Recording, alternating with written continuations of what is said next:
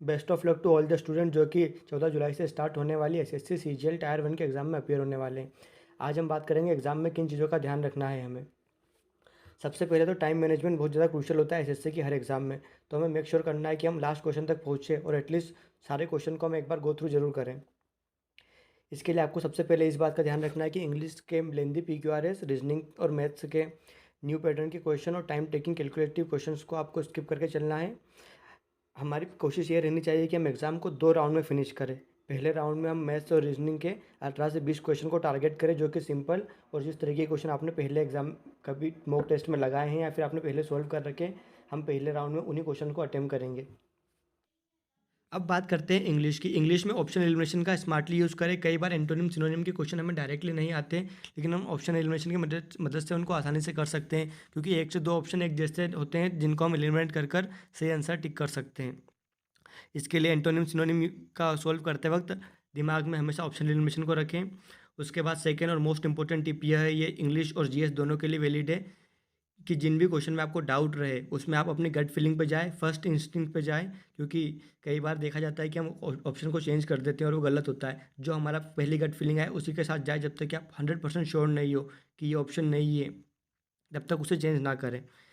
उसके बाद PQRS solve करते वक्त ऑप्शन का यूज़ करें और बहुत ज़्यादा टाइम ना दें, क्योंकि कई बार लेंदी PQRS आ जाते हैं और वो हम लास्ट में फिर भी गलत कर कर आते हैं। इससे अच्छा है कि आप उसे स्किप करके ज़्यादा टाइम ना दें। अगर टाइम बचता है तो हम इसे लास्ट में करेंगे। बात करते हैं जीएस की। अगर जीएस के सेक्शन में आपको सबसे पहले दिमाग में यह रखना है कि अगर आपसे जीएस का सेक्शन कम बनता है या फिर आपको कम क्वेश्चन के आंसर आते हैं, तो आपको बिल्कुल भी पैनिक नहीं होना है, क्योंकि जो हाल आपका है वह हर स्टूडेंट का है। किसी को भी जीएस ज़्यादा है कम नहीं आता, जीएस सबका एक जैसा होता है लगभग। और अगर आपसे नहीं बन रहे तो किसी से भी नहीं बन रहे। इसके लिए आप जीएस पे ज़्यादा फोकस ना करें, मतलब फोकस तो करें लेकिन जीएस पे ज़्यादा सेंटी ना हो, जीएस से ज़्यादा डिमोटिवेट ना हो, जिससे कि आपके आने वाले सेक्शन भी ख़राब हो जाएँ। और जैसा कि एसएससी के एग्ज़ामों में देखा गया है कि जीएस अनप्रिडिक्टेबल सा आता है मैक्सिमम टाइम। इसका ये सबूत यही है कि हर एग्ज़ाम में जीएस के 50 में से 14 से 22 नंबर ही एवरेज जाता है, इससे ज़्यादा एवरेज नहीं जाता। रीजनिंग में आपको इस बात का ध्यान रखना है कि सबसे पहले हमें 20 क्वेश्चन को टारगेट करके चलना है। 4 से 5 लेंदी क्वेश्चंस या फिर ऐसे क्वेश्चन जिनमें हमें चारों ऑप्शन को चेक करना पड़े, उनको अवॉइड करके चलना है। या फिर कोई नए पैटर्न का क्वेश्चन दिखता है तो आपको उसको भी अवॉइड करना है। हमें पहले राउंड में 19 से 20 क्वेश्चन को ही टारगेट करना है, जिससे कि हमारा टाइम बच सके और लेंदी क्वेश्चन में अपना टाइम वेस्ट नहीं करना है। खासकर उन क्वेश्चंस में जिनमें चारों ऑप्शंस को चेक करना पड़े, जैसे कि कोडेड ब्लड रिलेशनशिप के क्वेश्चन हो गए या फिर साइन चेंज करने वाले हो गए, तो इनमें हमें ज़्यादा टाइम नहीं देना है। अब बात करते हैं last but not the least mathematics की। इसमें आपको किसी भी क्वेश्चन में स्टक नहीं होता है। कई बार क्या होता है, हमें आंसर आता है, हमें पता है कैसे क्वेश्चन करना है, लेकिन फिर भी हमारा आंसर नहीं आता और हम क्वेश्चन को बार बार करते हैं लेकिन आंसर फिर भी नहीं आता, और इस तरीके से हम 4-5 मिनट ख़राब कर देते हैं। तो आपको किसी भी क्वेश्चन में स्टक नहीं होना है। किसी क्वेश्चन को अगर आपका आंसर नहीं आता है तो उसको छोड़कर आगे बढ़ना है। अगर टाइम बचेगा तो हम उसे लास्ट में करेंगे।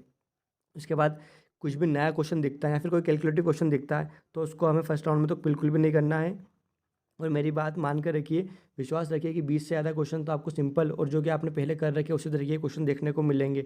इसके लिए आपको उन 20 क्वेश्चन पे फोकस करना है, ना कि उन 5 डिफिकल्ट क्वेश्चन पे जो कि आपका पेपर बिगाड़ने के लिए आए हुए हैं। अब इतना करने के बाद, सारे 100 क्वेश्चन को गो थ्रू करने के बाद, अब आपको देखना है कि 8 से 12 क्वेश्चन जो आपने स्किप कर रखे हैं उनमें से कौन से क्वेश्चन को आप जल्दी और कम टाइम में कर सकते हैं। उन्हें आपको बारी बारी से स्मार्टली पिक कर कर उनका आंसर निकाल कर पेपर को सबमिट करना है। और आप देखेंगे कि आप 88 से 85 क्वेश्चन को अटेम्प्ट करके आए होंगे, जो कि एक बहुत अच्छा नंबर है। आज के लिए इतना ही। Best of luck for your exam. Hope you all guys achieve your dream.